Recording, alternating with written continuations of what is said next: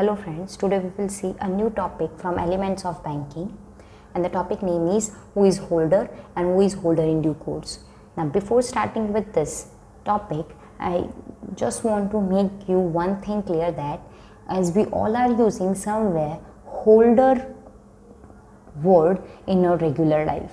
Now in our regular life, whenever we are using holder, it only means that the particular party to whom we are calling holder is holding or is possessing something with himself or herself.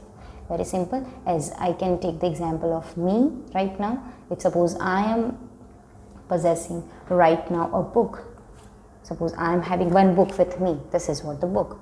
Now that book, I am holding that book with me, I become the possessor of the book, or I will be considered as the holder of that book in general sense. But if I'm talking about in the banking sense, okay, from the banking viewpoint, the holder is the party. According to section 8 of Negotiable Instrument Act 1881, the holder is a party who is having the possession of instrument, not only having the possession but also entitled the same possession in his own name. That means he is actually possessing the instrument which belongs to him only. He is not having the instrument of others, or he has not stolen that instrument from other. He is the person who is actual holder. Just look at the example here I have given you. A is a party who is having the check, who is possessing one check given by B to him. B is the friend. B is the friend of A. Now here the check is of B only. The name on the check is of B only.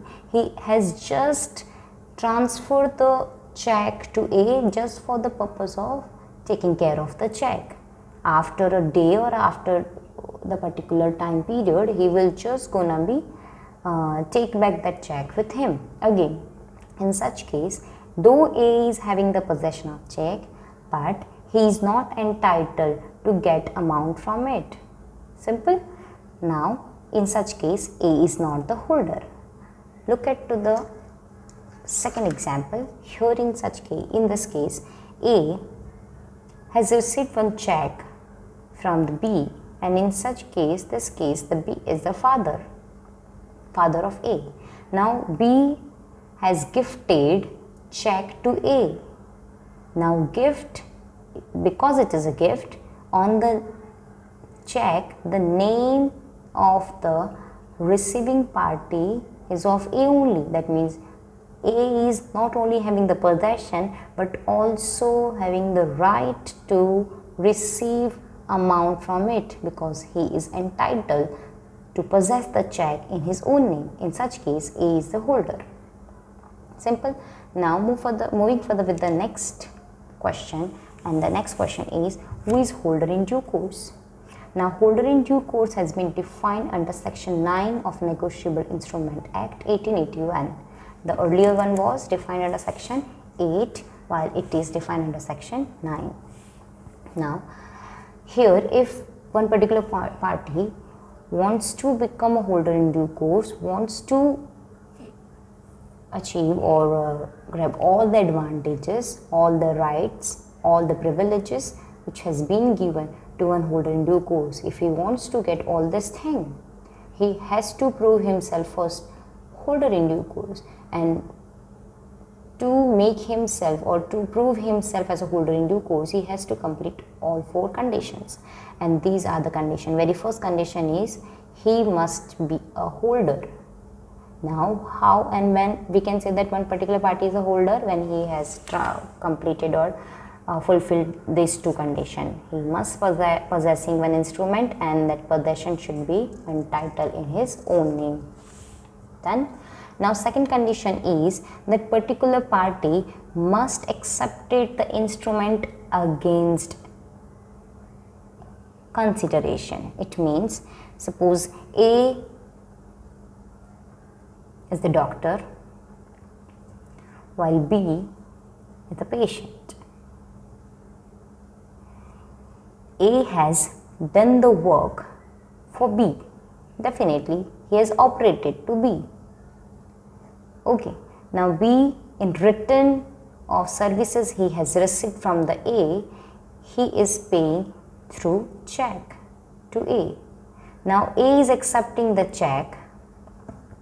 The name on the check is of A only. A is possessing the check right now, and A is accepting the check as consideration against what he has served to B. In such case, A is a holder definitely, and A has also completed second condition to become a holder in due course. Right now we cannot say that he is the holder in due course because we have not still discussed the other two conditions. Let's see the third condition. Okay, here third condition is before maturity. Before maturity, that means that instrument before it gets payable should be accepted by the person. So here B is transferring check to B is transferring check to A. Here A must accept the check before the check gets expired. So here suppose B is transferring check to A on 3rd June. The check will get expired after 3 months from the date on the check. That means on 4th of September the check will get expired. Before the 4th September, A must accept the check or B must transfer the check to A. This is what the third condition. Now fourth condition is there should not be any situation, any reason to doubt on the transferor. If suppose A is having any doubt on B that how he could manage to give me such a big amount of check, as A is very well aware about the financial situation of B. If suppose he is having any kind of doubt on B, he should first take care of all the cautions. He should take all the cautions. He just make a check because of the financial check on B. He should get aware about this particular check, that from where he has brought that check. If suppose he has just after getting clear about all such situations, now he is having no doubt on B and he is accepting the check. In such case, A will become a holder in due course because he has completed all the four conditions. Very first, he is now the holder as he is the possession of the instrument and entitled same possession in his own name. He is received the check against the service he has rendered to B. He has accepted the check before the maturity. That means the check has not been get expired right now, or the check is having the period of 3 months to get it stale. And the fourth condition is no cause to doubt on transfer, or he is having no doubt, and suppose he was having any doubt, he just get it clear by just making I can say that survey on, or just examine the situation or B's financial situation, just making a counter question to B. Very simple. So here in such case A becomes the holder in due course. I hope you got clear with that point. If you just want another example, I just can give you another example is that suppose you are working somewhere for somebody. Okay, here you are working for somebody here. Now that particular party or that particular company to whom you belongs. Okay, suppose you are working for the company and the company name is ABC. So here company is giving you the check for the payment purpose. Here you have rendered your service to company and company is giving you the check. In such case, as the check, the name on the check is yours, you are having the possession of the check, you become the holder. And because you have received the check against your service what you have rendered to company ABC, this is what you have fulfilled the condition number 2, that is consideration.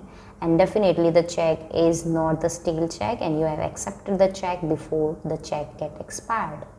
And the fourth condition is that you are not having any kind of doubt on the company, that company from where the company has managed the check. Definitely company is hiring you as its employee, definitely it is having the capacity to pay to you. In such case, we cannot or we will not have any kind of doubt on that company. In such case, as X has fulfilled all the 4 conditions, he is the holder, he is received as consideration, he has received same before maturity, and he has not having any doubt on that company, then X becomes the holder in due course. Simple. I hope you all get clear with this holder and holder in due course concept. If you are having any doubt, you can ask me in comment section. Thank you, friends.